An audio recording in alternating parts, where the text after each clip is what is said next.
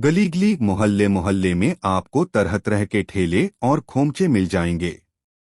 कहीं छोले भटूरे वाले की आवाज गूंजती है तो कहीं गोलगप्पे वाले की भीड़ लगी रहती है।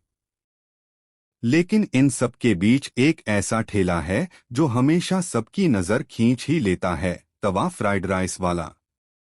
उसका बड़ा सा तवा, जिस पर तेल की खुशबू और मसालों की झंझनाहट उठती है, राह चलते हर इंसान को रुकने पर मजबूर कर देती है। उसकी दुकान का नजारा। शाम होते ही ठेले पर लाइटें जगमगा उठती हैं। एक तरफ कटी हुई प्याज, गाजर, शिमला मिर्च और पत्ता गोभी की प्लेटें करीने से सजी होती हैं। दूसरी ओर लाल पीली चटनी और सोया सॉस की बोतलें कतार में खड़ी रहती हैं।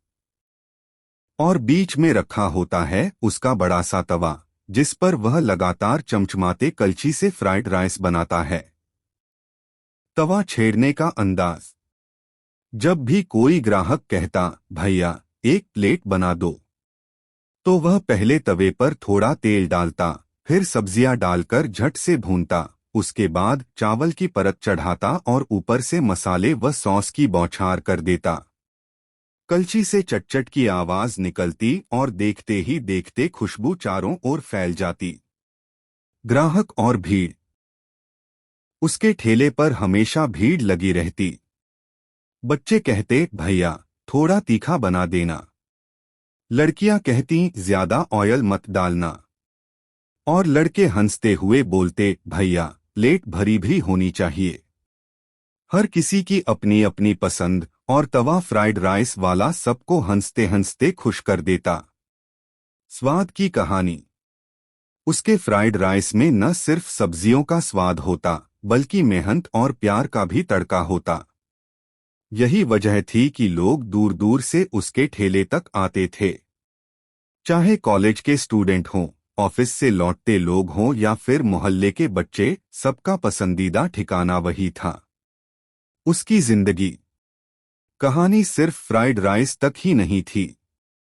तवा फ्राइड राइस वाला कभी बहुत अमीर नहीं रहा।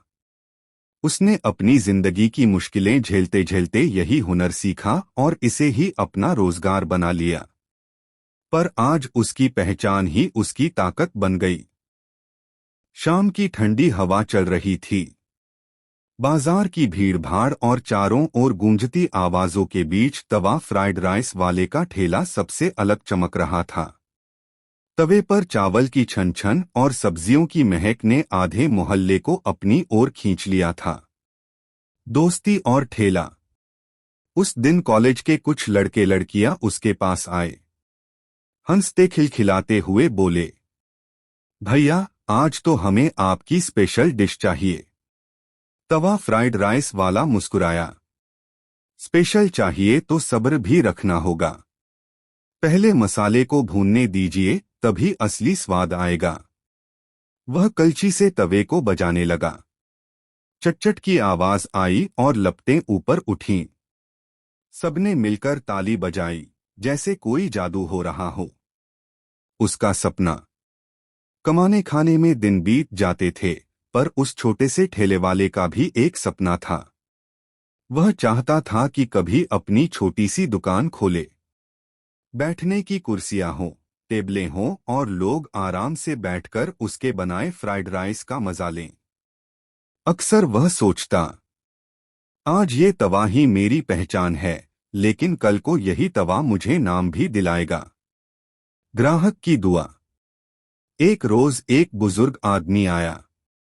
उसने प्लेट खत्म की और बोला, बेटा तुम्हारे हाथ का स्वाद किसी होटल से कम नहीं। मेहनत करते रहो, एक दिन तुम्हारी दुकान जरूर बनेगी। ये बातें सुनकर उसकी आंखें भर आईं।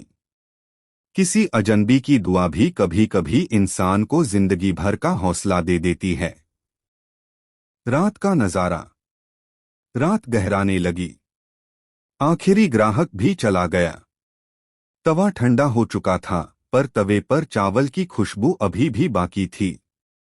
उसने धीरे धीरे सामान समेटा, जेब में दिन भर की कमाई रखी और आसमान की ओर देखते हुए मुस्कुराया। उसकी थकी हुई आंखों में भी चमक थी, सपनों की चमक।